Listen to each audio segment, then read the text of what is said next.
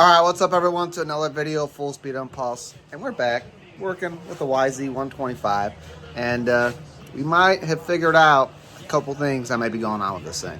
First thing was, we're looking at this thing, it's like, that's a brand new piston on this thing. That thing hasn't even been fired on.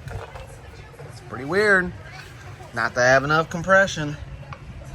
So we looked into it further a little bit, and then it seemed like this ring was quite expanding out like it's supposed to.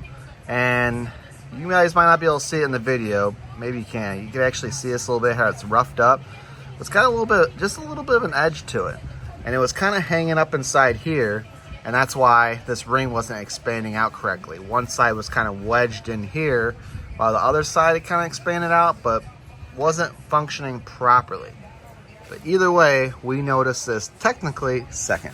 First thing we did was he took the jug off here and took it to our buddy, and he honed this out for us and got that all scored up for us. So that is good to go. And actually this jug is in really good shape because none of the fins, nothing in there, none of the water jackets, ports, nothing is chipped up, gouged up, broken off, or anything. This is actually in really good shape, so that was good news for us.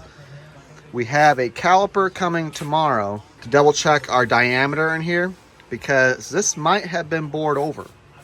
So we are going to just get in and clean the carb until our caliper comes tomorrow or Monday, and then we'll be able to check the actual sizes and figure out what needs to be ordered or fixed. So pretty much, let's get at cleaning this carb until our parts show up.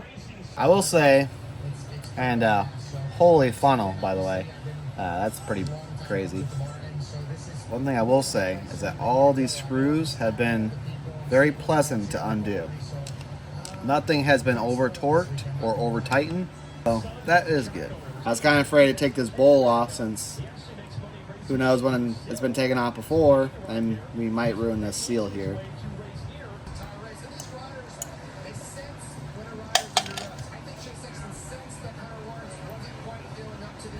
Oh yeah, get a little dirt in there. That might just be buildup. Here's where your main jet is, right here. Whoop, and she's out apparently. In here, you can't visually see it. Well, no. Well, yeah, somewhere in there, that should be a pilot jet in there. We're gonna blow a carb cleaner through here. Make sure you go through all your ports and all that stuff. Try to get this as clean as possible. Kind of a trick to cleaning some of this stuff. So you can either take a wire brush, or if you just have some spare wire hanging around, you just pull a little bit back. You could use 1, 2 strands, maybe 3 strands. Heck, it's a pretty big jet. It's been a while since I messed with big bikes. We've been messing with pit bikes. So you put a little bit more in here. And anyways, that's what you could use to kind of clean your jets out.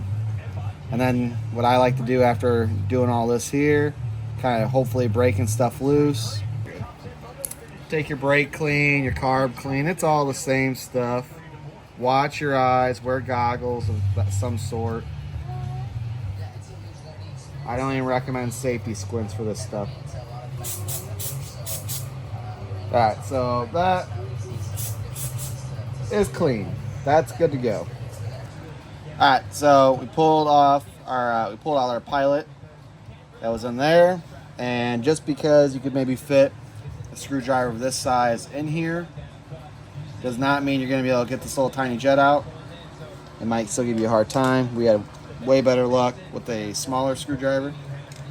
So now that this pilot's out, your pilot is going to be your one that's going to be more than likely to clog, just because of the obvious reasons. They're smaller holes, meaning it takes smaller objects, and it's a lot easier for it to get gunked up. So same process. We're just going to run our wire through all the holes here. We're going to put our hose through both sides and clear this out. Again, watch your eyes, guys. I mean, it'll get you. And especially cleaning this carb and all that. You could put your brake clean in here, and then it might come out one of the holes up here and get you right in the eye, which is no bueno. Get this thing cleaned up and back together. All right, guys, we're back in the garage. We got our top end piston kit here, and we're going to show you why we had to order a top end piston. Let's get at this. Here's our piston right here in the bike. As you can see, that's a brand new piston.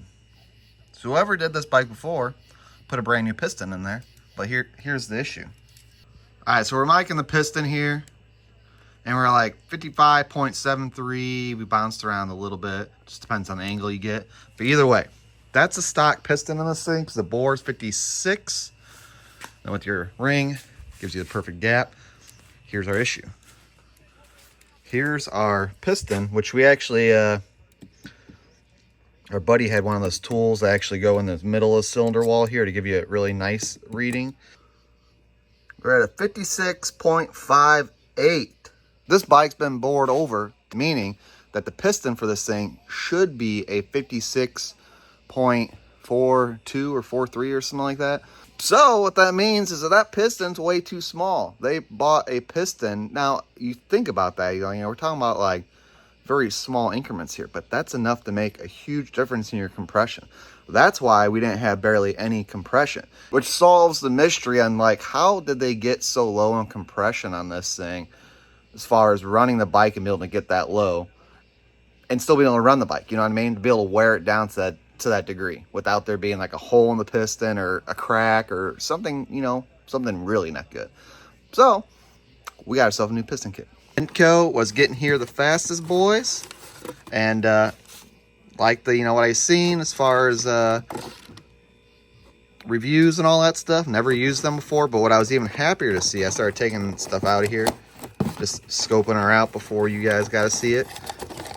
And excuse my language here, but a Wassenaar piston.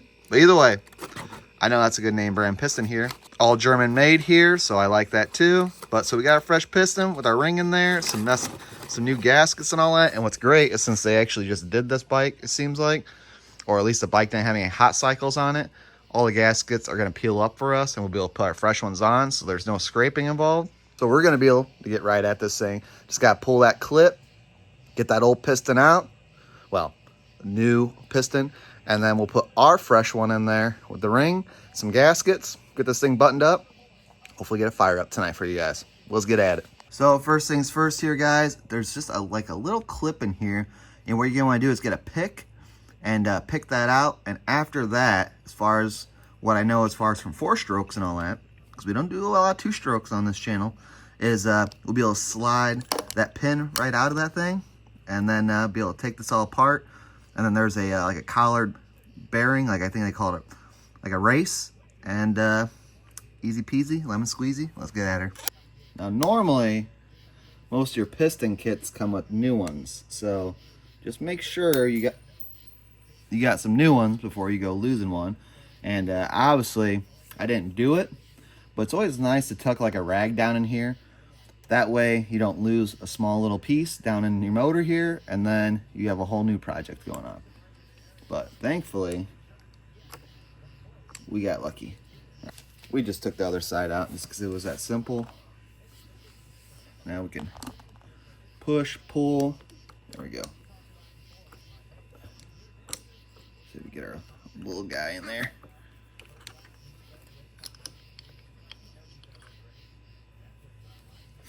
There you go. And this one's obviously good shape because it's brand new, but we're going to replace it anyways and hold on to this stuff.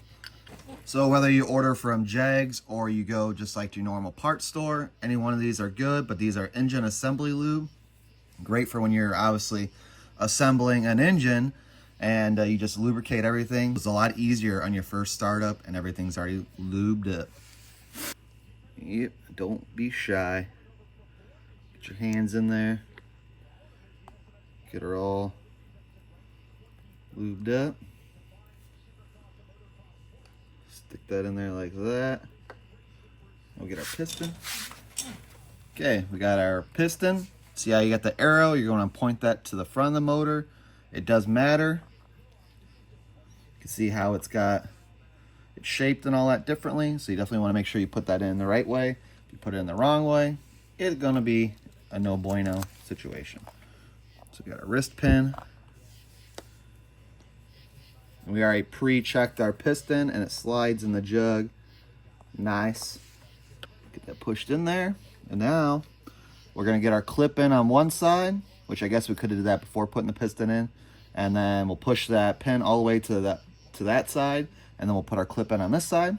And that's how you put a piston on a dirt bike. But, oh, there she goes. All right. Now, to be a little bit more delicate with this situation, we're going to use this guy here.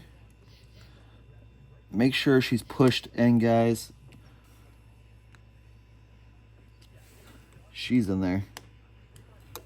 Oh, yeah. That's money, dude. Woo! Okay, so this seems to hold pretty true for most piston rings that you do. Lighters up on this and see how it's got these two niches right here. That's going to go directly even in the back like that. And I think that's what also happened on our last piston, or maybe it was just a little bit of slop in the play, but either way, this was not even on here. So then what happened, it actually raised up an edge on this and messed up the ring a little bit. And if we would have had the correct piston in there, that could have been not good, because then that would have we would have not had the clearance for air. All right, so you can see that little niche right in there. So when you're installing this in, you just want to make sure when you're squeezing it that you don't overlap, because you could actually spin it over like that. And then you're gonna, when you stuff it in there, that's gonna not sit right. So you want to make sure that it's in just like that when we push it into the cylinder. All right, so gasket, pretty explanatory on which direction it goes, just because you got this port right here, only on one side. You stay out of the way. Oh, I know what we did. I forgot. Gosh darn it. We got lucky when we're taking it off, but oh man. Phew. These do not look the greatest, guys. This guy looks like it's been through a war. All right, so we're gonna put this on the bench. We're gonna take these off, and we'll be right back. Probably needs a new gasket in there anyways. I think we got one of those. All right, so definitely another thing to add to our buy list is that we need to buy a tap die kit, because the threads on this one side, let's just say, gosh dang it, they could have been better. So hopefully with this flopping around, we'll be able to do exactly that. Cool. This way too, at least your gasket's kind of halfway lined up. Might have to get the old rubber grommet hammer out. Try to hit it evenly. Center's the best. There we go. Cool. And before you put your top in, we'll get to it. You got some seals that go in here. No big deal. And this stud here, all these studs thread out. This one, the nuts were just a little, with that copper washer on there, was being a little tough. So that's the reason why that stud's down in there. So we're gonna get this tightened up down here, guys. 10 mil for the bolt. We got a new bolt on this side too, so that's good. And we'll be right back. All right, guys, we got our seals in here. Fit perfectly. Make sure they tuck in the groove pretty good, because you don't want to put your head down on here and then they pop out of groove, because it's not going to give a good seal, which then it's going to allow your water jackets here to leak into the piston and warp your whole cylinder and all that. Just no bueno. And if you are, for whatever reason, whatever you're doing, just make sure that these are in here as far as when you're installing this. And pretty standard here, guys. And our torque specs, we just took it off of a actually newer model YFZ, since we don't have a manual for this and it's hard to look up specs for something that's old. But we're gonna go with 9.4 foot-pounds of torque, which on this guy here is gonna be 112 inch-pounds of torque. 112 inch-pounds. And then make sure we're gonna just reuse our copper washers here, but make sure you get those on there. They might be difficult. We'll see how these go on. Hopefully, maybe we got some new ones. We'll see. So we're gonna tighten this head up. Make sure you go on a cross pattern. you know, just like a tire and wheel. And same thing down here when we tighten this up. Because we can't get a torque wrench over here, we kind of just went with German specs as gut and tight, and we ended up using a 12 mil wrench, so you can't really get enough leverage to over tighten. So we went with a really good snug, and same thing, we tightened this side a little bit, tightened that side a little bit, and just kind of worked our way around till we felt that it was good. So we're gonna get this buttoned up here, and then we'll get this our linkage hooked back up, and then we're pretty close to fire up. All right, guys, moment of truth. Here we go. First potential fire up. Got our little shorty boot on. We're gonna put the choke on. We did not prime at all. We didn't put any fuel in it as far as directly in the carb, just in the tank. So no coolant. Haven't adjusted the carb. Nothing. Couple compression kicks. Definitely way more compression already.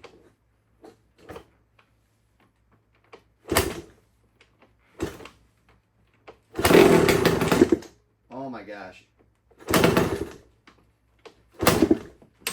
Let's take the choke off. Maybe he doesn't want it.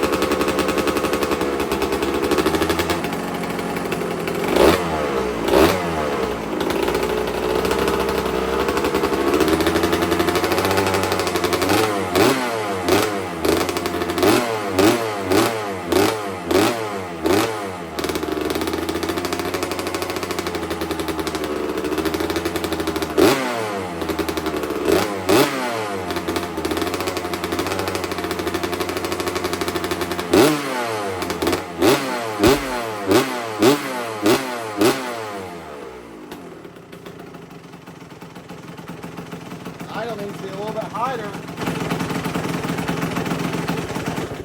Alright. Let's see if we can get that idle to be just a little bit higher.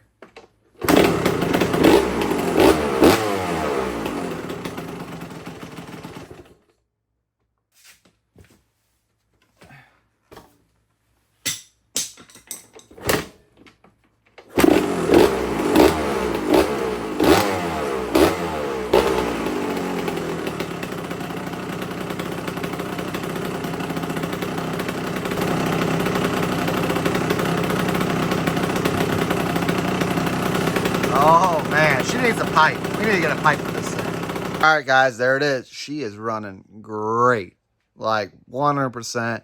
Seems like the carb's tuned in really good and everything. Might be a small leak on the bottom bowl. Can't see if it's coming from the hose or not. We're gonna order up a carb seal kit for that thing. Get that thing all freshened up, good and all that. Besides that, we got plastics, a tank, all the good stuff we got to order up for this thing. Get a nice little graphics kit. Make this thing look awesome. But before we do that, you know the deal. I told you we're going to do it. We're going to break this bike all the way down now. All the way down to the frame.